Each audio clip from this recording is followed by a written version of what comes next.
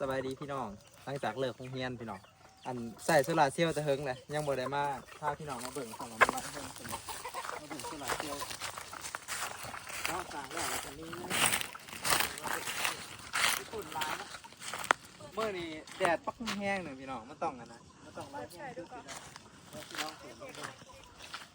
อะไรว่าแบบพลังงานแบบบริจาคเงินพี่น้องพลังงานฟรี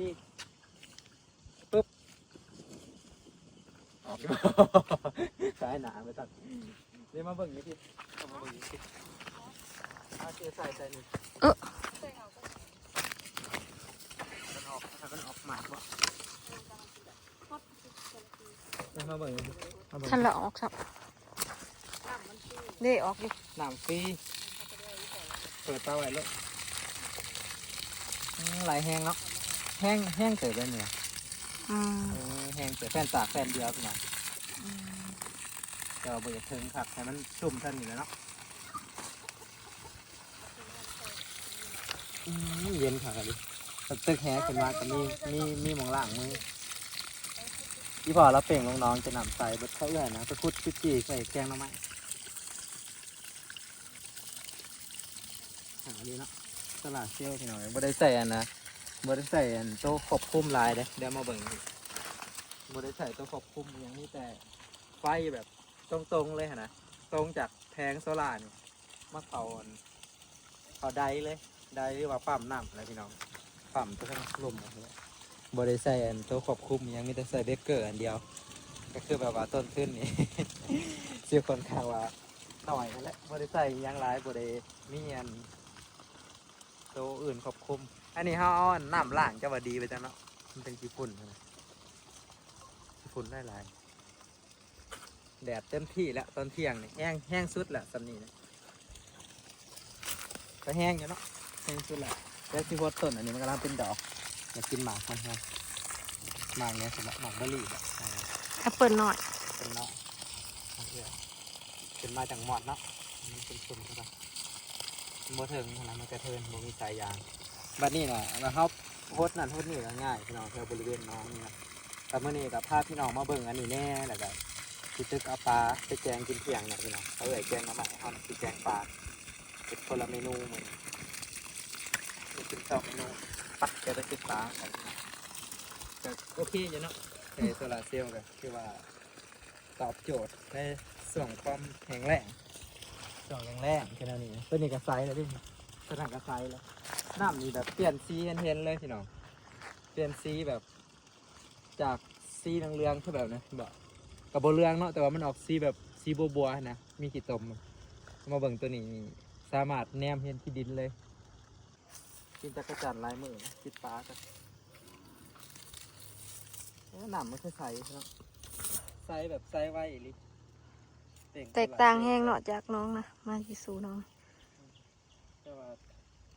ปลาเขาจะมาชิมากไปได้แล้วโบโหมันกระปับตัวเขาอยู่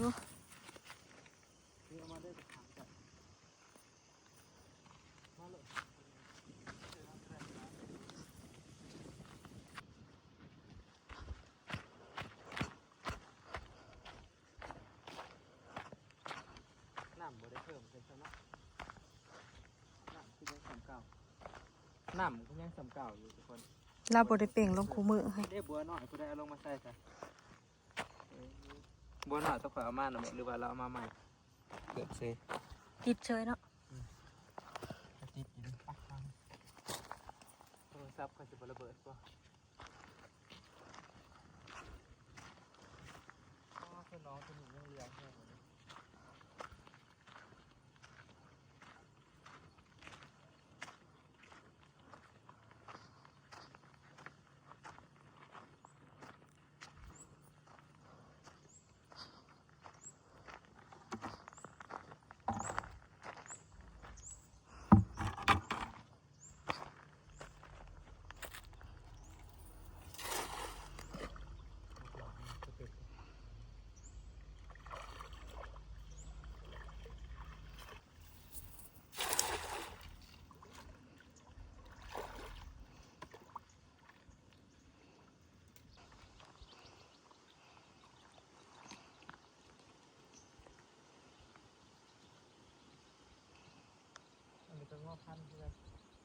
ลูกมัน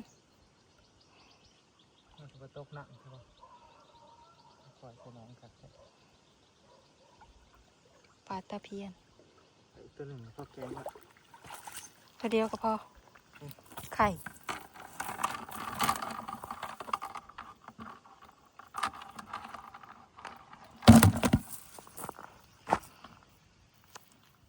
ใช่ปะ นะซีเมน งัวพันธุ์ใบสั้นงัวสายพันธุ์ใบสั้นก็งัวอีกอย่างบ่งัว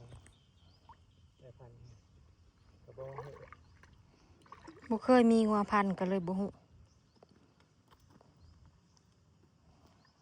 ถึกอยู่ว้าว3 ตัว ตัวน้อยๆเนาะเบิ่งเหลือ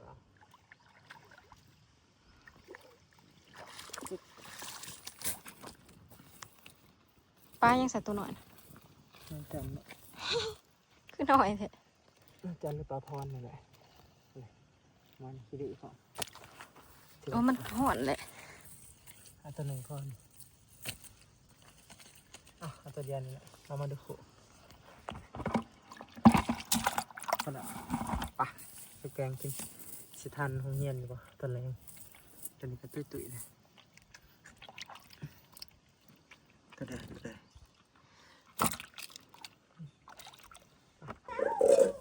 แกง3 โตวพี่น้องแกงแบบสมๆตัวใหญ่ตัวหนึ่งก็จะเป็นลูกมัน2 โตวบางเล่นหน่อยหลายปีนี้ผู้ใดปลูกก็ลายคันบ่ปลูกกระโบมีกินพี่น้องคันปลูกกระโบอึดแนวกินก็ปวดแห้งครับวะไฟแห้งกันเล่นขนาด เพิ่มมักเล่นนี่ โมวิพักแล้ว นี่จะพักนั่งสูบพักบัวเลย ผักมันบานเขา ชุบแล้วทุกคน มันปลูกแล้วเนาะปลูกพอกินแล้ว หมุนเวลาปลา เว้ยมาตัดแล้วพี่น้องเลยซีซันเป็นตะกินอยู่ขนาดบ่มีผักนี่คือต้มยำบ่คือแกงปลาครับปลาตะเพียนพิเศษมันแต่ตัวใหญ่เนาะ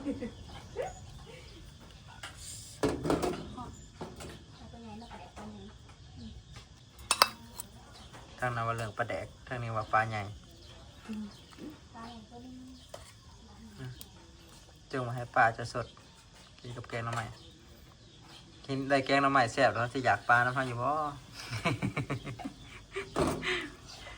ไม่ยิงกับแกงหน่อไม้ยามนี่นะเขาหมักกะลีรอเลยอาทิตย์ละเทื่อแล้วแหละเที่ยงพี่น้องเลยอาหารเที่ยงมื้อนี้นะไปจักปลาทะเลไปจักปลาน้ำนองปลาทะเลก็เป็นปลาทูกับปลาทูอันนี้ได้2 โตว3 โตวเป็นปลาทรีกินเด้อเขาเทียนเด้อคิดเผาเพื่อนใหญ่ใส่ปลา ไปอยู่ไปไป เอาหัวให้มันหน่อย เรื่องอาหารมันจะบ่ดื้ออาหารกินในตอนเขากินข้าวมันจะดื้อ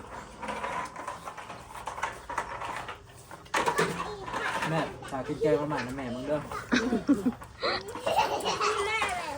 ฝากกินแกงมาใหม่นะแม่ เก่งบรินก็ยังกินข้าวนะลูกไปล้างมือก่อนไป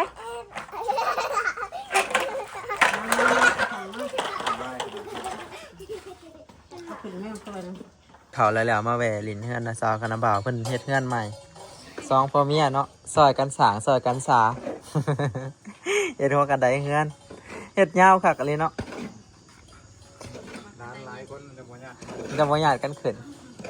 เกือบซ้ำฮอกันไดของแฮมพุ่นได้นี่อีหลีได้มันยาวเนาะห้องเขาเจ้ากันยาวแบบนี้นะห้องแฮมเขาสิเฮ็ดยาวแบบนี้ประมาณ3 เมตรบ่ได้บ่เกือบ3 เมตรยาวอันนี้พี่น้องเอ้ยทำจิขึ้น ขึ้นได้พร้อมกัน10 คน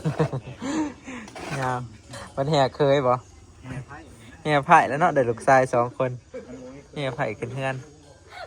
บัดหมูเอาเมียเนาะบัดหมูเอาเมียยังขึ้นง่ายอีพ่อเรามันแห่เคยมันจะขึ้นพร้อมกันได้ก็แม่นี่เขาเล่าอยู่เพื่อลูกมันจะเอาเมีย แต่เฮิงปานใดฮ้อนพี่น้องเอ้ยฮ้อนแดดอะไร กินข้าวแล้วแหละก็บ่อยากไปใส่มันหอนแห้งเลยแต่ว่าสิได้ไปห้องเรียนแล้วไปสอนนักเรียนแล้วขาบบ่ายพี่น้องขาบบ่ายน่ะสอน2 โมงฮอด4 โมงแรงอีพอเราเกลืองัวพวกนี้ผมซนกันเอกกระถึกอยู่อันนี้มักแต่ใกล้อันนี้เนาะลูกชายเพิ่นนี่หมูมักไก่ป่ะมักเลี้ยงไก่ต้มไก่ช่วยกินเด้อมื้อหน้าเด้อถึกยังหัวนี่ขาว ไก่ขาวมันแห้งขนาดจะ ๆระบาดแล้วเฮ็ดบ่ได้พักเลยเด้อพี่น้องคือสิแม่นเพิ่นมีงานบ่จักรับงานตัวอื่นอีกบ่จัก มีงานเยอะ มี4 งาน งานยังแน่ งานไฟ งานไฟแน่ยังอีก เฮ็ดข้าวระเบียง เอ้แบบว่าเฮาเป็นสร้างก็ดีแนวหนึ่งเนาะแบบเพื่อนเฮาเองเฮาอยากเฮ็ดแนวใดก็ได้อะนะเฮาอยากแบบตามใจเฮาเองเฮาออกแบบเองเฮ็ดเองแล้วก็ไฟฟ้าแล้วก็เป็นเฮ็ดงานก็เป็นหลายอย่าง งานก่อสร้างอันนี้ งานก่อสร้างก็มีคันเฮามีสีมืออยู่บ้านเฮาก็บ่อึดดอกพี่น้องเอ้ยเรียกเฮ็ดงานทำอันนี้คือกันแหละเราเฮ็ดเองก็บ่ได้จ้างก็ประหยัดเงินไปเนาะที่สำคัญก็คือเฮาฮู้เบิดว่าค่าใช้จ่ายมันมีหยังแหน่หั้นนะซื้อเอามาใส่ตัวใดมันคักตัวใดมันดีก็เฮ็ดเอางานเจ้าของกับแบบเจ้าของเนรมิตได้ทั้งเฮือนเพิ่นก็มีหันมาหน่อยงามตัวหนึง ลูกชายเพิ่นเลี้ยงจักเลี้ยงม้าจักเลี้ยงไก่ลูกชายเพิ่นก็กงกันข้ามกับเพื่อนนาบาวนี่ก็สิมีฮอแจกหล้างใหม่บ้านเฮาใกล้แล้วได้พี่น้องใกล้สิได้มุ่งแล้วกำลังเฮ็ดโครงหลังคาเล็กไว้ถือว่าหลังใหญ่อีหลีพี่น้องใหญ่กว่าที่เฮาคิดไว้ใหญ่กว่าที่คาดหลังคากับบ้าขึ้นสูงนึงปุ๊บฮอดพุ่นแหละถือว่าเฮ็ดได้ไวเติบพี่น้องอีกเดือนสิมาเนี่ยก็เพิ่นก็สิเอาบุญพระป่าพี่น้องเชิญเลยเด้อพี่น้องเผื่ออยากมาร่วมทำบุญอยู่บ้านนาอุดมไส้หรือว่าบรรณาจารย์คุมเหนือทางบ้านเฮาเอิ้นเหนือเนาะบรรณาจารย์คุมเหนือวันที่5 เดือน 4ถึงวันอาทิตย์พี่น้องวันพักวันพรมาร่วมทำบุญนำกันได้เป็นบุญพระป่าแห่พระป่าปีนี้ก็เพิ่นพิมพ์ซองหลายแล้วพี่น้องซองพิมพ์ซองย้ายให้อันนะผู้ที่ว่ามีศรัทธาห่วมสร้างศาลาหลังใหม่ก็จะเกือบหอด1,000 ซองพอเลยพี่น้องส่งไปอันทั้งฝั่งไทยแน่อยู่บ้านเฮาแน่จะซอยสมทบกันเป็นศาลา2 ฝั่ง ทืน2 ฝั่ง2 ปัจจัยเนาะว่าสิเป็นฝั่งไทยแล้วก็ฝั่งลาวพี่น้องเอ้ยซอยกันสร้างเหตุเฮือนตอนมีลูกน้อยก็ประมาณนี้แหละพี่น้องเอ้ยแต่ว่าจักที่แม่นลูกเจ้าของหรือบ่ บางจะคอย ใจ ตี กว่า แต่ว่ามีหอยลูกเจ้าของเนี่ยหอยลูกผู้อื่นนำเบิ่งดนตรีนะแม่นเยอะจะ ถาวรเลยมันหลอนมาแล้ว แม่นเบิดซองอะไรพี่น้องเอ้ยมีเด็กหน่อยมาหลินน้ำกันก็จะเอามาหลินน้ำโมเขากับลูกพี่ลูกน้องกันนี่แหละเจ้ามาเขาเจ้ากับโบหูเนาะเด็กหน่อยมันสิว่าโอ้ยนิ่มๆเป็นตะเหยียบแท้ฝากห้อยตีนไว้ก่อนเขาว่าแต่ฝากไว้เป็นนั่นนี่แหละพี่น้อง ของมูนไปวะ ฝากห้อยตีนไว้เด้มาหอทงเฮียนแหละพี่น้องเอ้ยทงเฮียนกับเป็นป่าเครื่องนึงเป็นทงเฮียนเครื่องนึงแต่ว่ามื้อนี้ก็แดนแนวใหม่พี่น้องเอ้ยพอบ้านเพิ่นพาชาวบ้านมาเฮ็ดหัวน้ำมักจับให้อ้อมเบิดทงเฮียนเลยแต่ว่าเสียแต่น้ำมักจับเบิดก่อนยังเหลือแต่ขางทิศตะวันออกส่วนขางอื่นๆนั่นแล้วเบิดแล้วมาโรงเรียนมีแต่จักรจันกับแมงอีพี่น้องเอ้ยห้องเซ็งกันอยู่กับเวลาสอนนักเรียนหั้นนะ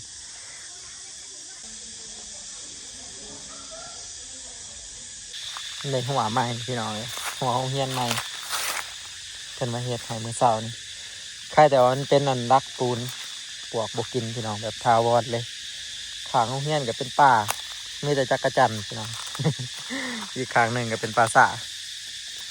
อันนี้ก็ขอบใจทั้งชาวบ้านเนาะทั้งพ่อบ้านแต่ก็ชาวบ้านที่ว่าเพิ่นมาซอยกันเฮ็ดหัวให้โรงเรียนเฮาน้องนักเรียนก็สิปลูกพืชปลูกผักก็ง่ายพี่น้องมันเฮาปลูกต้นไม้กินหมากต้นไม้ให้ห่มแล้วโรงเรียนก็ปลูกง่ายเนาะเพราะว่ามันมีหัวกันงัวในยามฝนหรือว่ายามหน้าเนี่ยพี่น้องเขาจะเฮ็ดแต่เช้าฮอดเที่ยงก็แล้วพี่น้องเพิ่นเฮ็ดไว้ดิแต่ว่าน้ำจับยังบ่พอยังเหลืออีกด้านดึงว่าซั่นเหลืออีกด้านหนึง อันนี้แหละความจริงแล้วน่ะใส่ได้ฮอด5 พุ่นพี่น้อง มันมีอีกห้าวหนึ่งก็พี่แต่ว่าน้ำมักจะทำโบราณเพิ่นก็เลยใส่แต่4ห้าวแต่ว่าซัมนี่ก็ถือว่าสูงแล้วพี่น้องถือว่าโอเคแล้วสำหรับสัตว์เลี้ยงก็สิเขาบ่ได้ดอกงัวก็ถ้ามันบ่ขี้ดื้ออันถึกตัวขี้ดื้อก็คือสิบ่เหลือพัฒนาไปเทอละขันพี่น้องเลิกของเฮียนมาตอนแรงพี่น้องเราเฮ็ดแล้วเลยนะบ่าวเฮ็ดไว้เอลิเก่งเนาะเฮ็ดเองเสียเงินจากบาทเฮ็ดเองนะ บริการยางคือเรื่อง จะซื้อเครื่องซื้อนั่นซื้อนี่เนาะคันใดงามเมื่อได้มิหัวคันใดแล้วนะระดับห้องแฮมผู้ใดคมกว้างแบบเดียวกับหัวคันใดห้องแฮมก็งามแบบเอกลักษณ์แบบบุมีไผเหมือนหรอกนะงานเรานะเย็นพร้อมพี่น้องเอ้ยสูงครับเฮ็ดแล้วพงามบ่คันเฮาไปปูกระเบื้องนี่พลาดนอนละเจ้าเฮ็ดปูนนี่ดีแล้วปูกระเบื้องบ่กล้าเหยียบสั่นยายเพิ่มเหยียบได้หรอกเด้อเมื่อหนามาลินเฮือนใหม่ไอ้หมูมีหัวคันไดงามแล้วบัดนี้มีหมองนั่งลินโทรศัพท์แล้วบัดนี้ มันแฟนให้เราเขาเทิงง่ายไปเมื่อปะลุกเก่งเนาะคันเขาอยากจ้างได้ให้โทรไปเบอร์ได้นี่โทรเบอร์เมียปะ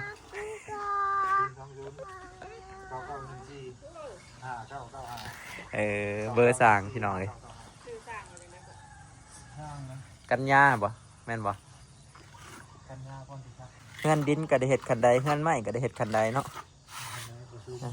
ไปพี่น้องเมื่อก่อนบัดนี้ขอบใจหลายๆเด้อพี่น้องที่เขามาเบิ่งคลิปคุณหลายๆ ขอบใจหลายๆสำหรับซูเปอร์แตงเห็นซูเปอร์แตงวังคลิปล่าสุดพี่น้องซาดันละขอบใจหลายๆเด้อพอกันวิดีโอหนาพี่น้องมื้ออื่นพักโรงเรียนไปหากินอีกก่อน